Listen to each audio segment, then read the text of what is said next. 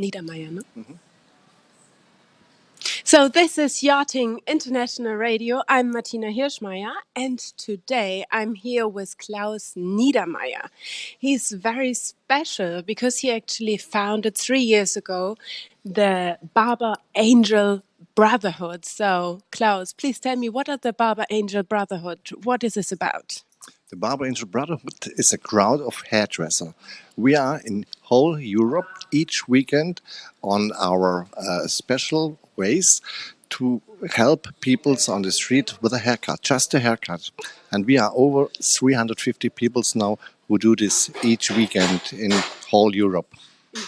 So, what happened 3 years ago that you actually decided to found this organization? It was a winter night. In this winter night, it was very, very cold, 10 degrees below. And I saw a movie. In this movie, the news tell us the people die on the street because it's too cold at night to sleep outside. So you saw a report about someone dying on the streets of Munich, and he died because it was just too cold. Yes, that's right. And it touched my heart, and I say, what can I do to help? I have not enough money. Just what I have is my comb and my scissor. And during the day, I make many people happy with a new haircut. Why do I not give this the poor peoples? That they get pride, that they are self-continental, and with just comb and scissor, I want to give something back. So you wanted to give back with your talent that you have because you're a hairdresser, and you just said, I'm going to make the people happy and proud again by cutting their hair, by helping them in the way they appear on the streets. So what was your first event? What did you do? Our first event, we started the group with just 5 people, just 5 friends from me, hairdresser, and we moved to Munich, and we go into in the social hotel for homeless people, and then we started to do our job. There are 20 people on this place, and we cut the hairs, and then I saw that this idea will be work.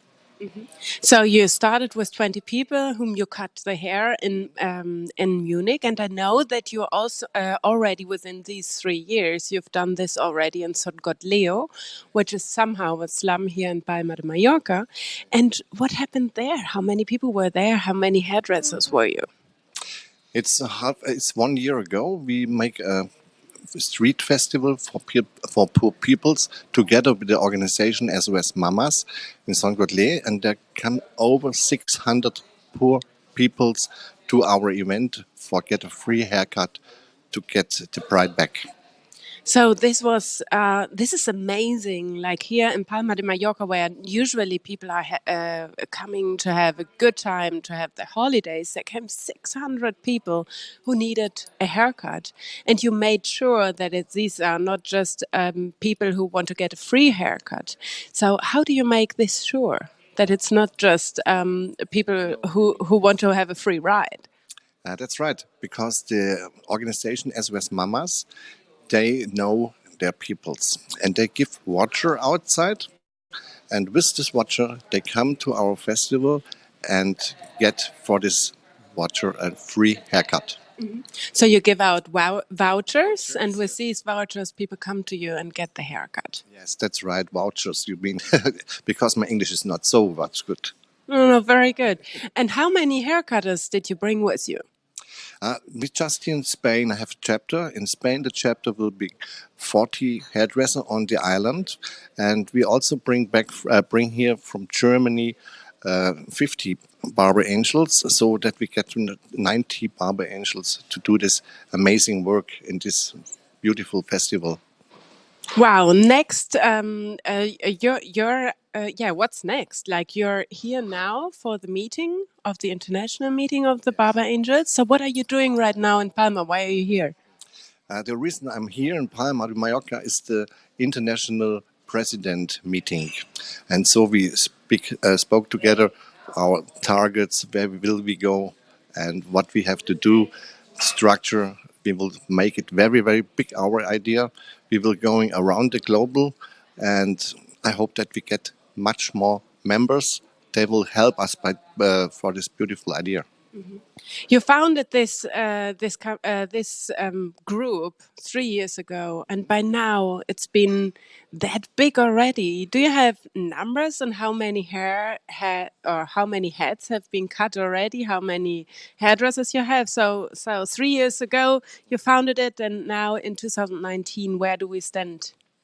Okay, in 2019, we are over 350 hairdresser, and while the 3 years, we served over 47,000 homeless people for a new haircut. Wow, that's amazing. And do you have one story in particular that you would like to share, like someone's life that has really changed because you cut the hair? Oh, that's okay. It's a nice story. It's happened in Munich. Munich, a very old wife come to us. She's homeless as well. She's over 58 years old, and her son threw her at the holy night on the street and said, "No, you have to leave the flat. I have rent your room now." And so she go under the bridge and sleep 3 years under the bridge with 58 years. And just she come us to our evening event for haircut. And while this time, a camera team will make a story of her. And the next day, the story comes in the TV. And so a young family went out, searched this old woman, and catch it at their home as a grandma pair for the family now. And so she is now in the family as a new grandma. Wow, what a great story! Yes, that's a great story. I have tears in the eyes while she told me the story. It was very, very, very on my heart. I bet. And I know that there was also a heartbreaking story of a 3-year-old girl here in Songotleo and Palma de Mallorca who was in very, very bad conditions as well. So what was this story about? It was very, very. It was not nice to do this. This was a very young girl. She never eaten a chocolate. She don't know what is chocolate. And we spoke to her. We helped her, and she catch us. So she grabbed us and said, "I will go with you back to Germany now. Help me, put me out of here. Help me, help me."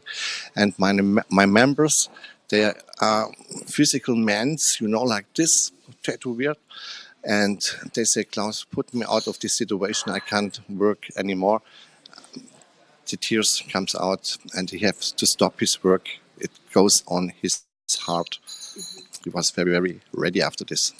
Because your hairdressers actually face very strange or not usual situations while cutting the hair. You are now connected to a psychologist, so there is a psychologist traveling with you for the hairdressers to deal with the stories that are actually happening.